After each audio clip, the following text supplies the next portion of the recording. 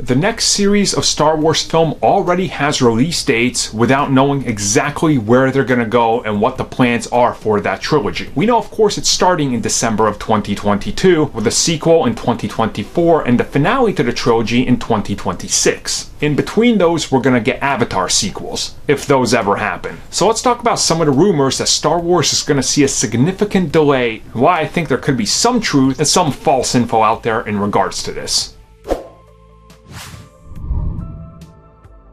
So despite what you might think of The Rise of Skywalker, it's still a profitable film. Now naturally, they already set dates for the next Star Wars trilogy. Now there's been some mixed signals from various people involved with Lucasfilm and Disney on what exactly it's going to be or whether it's even approached as a trilogy. We really have no idea as of right now. But when it comes to Star Wars, one thing is certain, they're not abandoning it. They're going to put out more Star Wars films. So when it comes to that first film in December of 2022, some reports have stated that Disney could see delaying that film as a benefit. And honestly, I think this all goes to Avatar. James Cameron recently said that Avatar could end up coming out in December of 2021, but he's not 100% sure. I think that's the big one. If Avatar doesn't end up meeting that date, they could possibly bump it back a year to 2022, thus giving Star Wars to 2023 and then 26, or maybe even take a little bit of a bigger gap in between there, sort of 2 to 3 years, who really knows. But I think this is something that could realistically happen, and I think it's all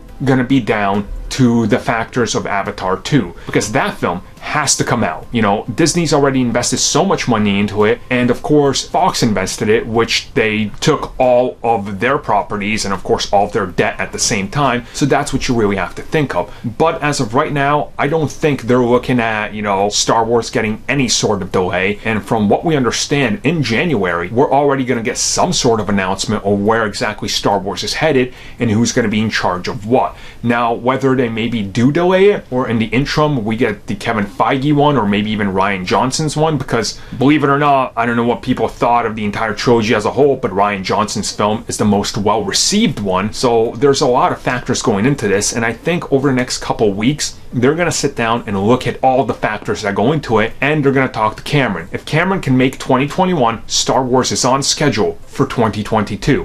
If Cameron needs a slight delay, they're getting bumped to 2023, thus giving them a little bit more time so they can develop that film. And honestly, both cases I think will work in favor of one another. So whatever happens, I think Disney won't really sweat it, because they'll be able to just add another Marvel release date on there if need be and get that December box office. So things are looking interesting, but I don't think there's any worry about potential franchise delays because of quality assurance.